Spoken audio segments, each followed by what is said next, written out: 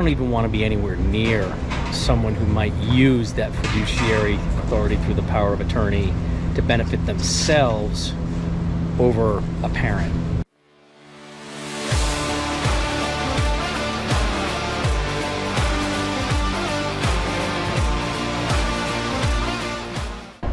Hi, Jeff Versace, the Plain English Attorney, and I'm still in Newport. Decided to do a second video, and this one's going to be on the ethics of planning with someone who's incapacitated.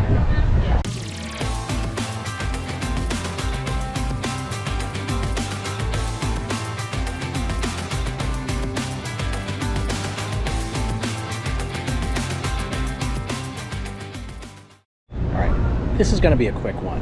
When you're dealing with someone who's incapacitated, as an attorney, that's the person who's going to be my client. And so even when we have someone who's got a power of attorney and they want to make the right chess moves, they want to preserve as much as possible, I'm always looking for the best interest of the person who's incapacitated. That's just the way I'm going to do it in my law practice. So what are the things that we need to look out for? Number one, you often have a power of attorney who starts thinking that they're doing all this work, maybe they should get a bigger portion of the estate, and that's just not going to fly.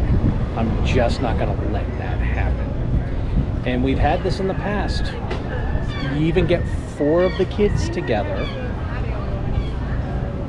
and one of them says, yeah, go ahead, do whatever you have to, and they drop out and just leave it up to the person who's in charge.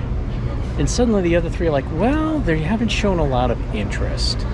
And I know because they haven't shown a lot of interest that mom's gonna want the 3 of us to divide everything. If they really cared about mom, they'd be here. No. If mom's last estate plan was that everything gets divided equally among the kids, which is very common, I'm not going to break with that just because the other 3 kids think it should be different. Okay, now that's a vote. Okay. Second ethical consideration, I'm not going to end up putting together a plan that's going to just give the assets to all the kids and hope that it's going to work out for the best, and that if mom or dad needs care, that they're going to come up with the money. I know from experience that if 4 kids equally divide the money, it gets gifted to them, and then suddenly mom needs money back. 3 of the 4, oh, well, I spent it on the college for my kids' education, we got the house, the money's in there, we don't have the money, they don't have it, no. So we always try to use a vehicle where if the money's getting transferred in some fashion or another, that it ends up in an irrevocable trust as a structure to make sure the money stays there, it's accounted for, and it ends up being used the right way without it just being directly gifted out to the kids. That's just the safest and, again, the most ethical way to make sure what is good for mom is what's really taking precedent.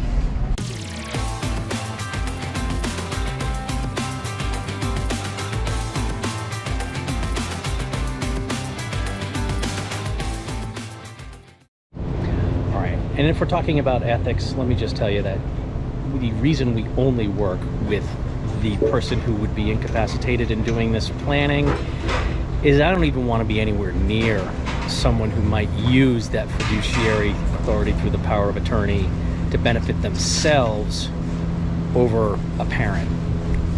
We're just not going to work with them.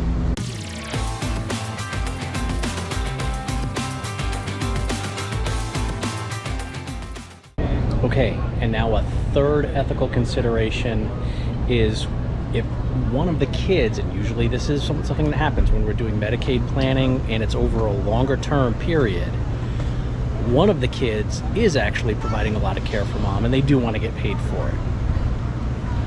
We're not going to leave it open-ended, oh, just pull the money out of the checking account, do this. No.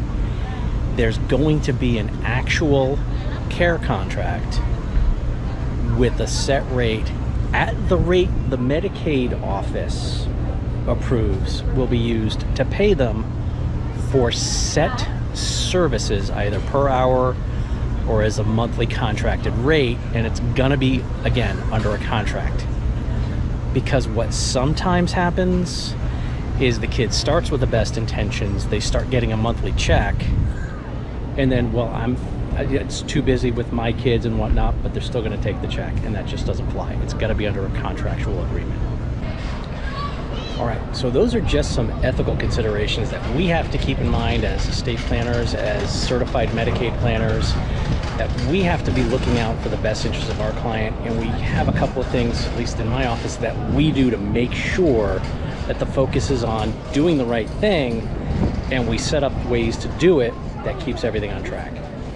So I hope you found that information useful and informative.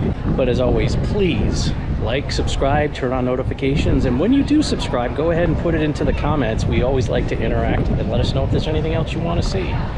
So as always, stay safe, plan ahead, and enjoy life. And when you're in Newport, how can you not enjoy life? Have a great day.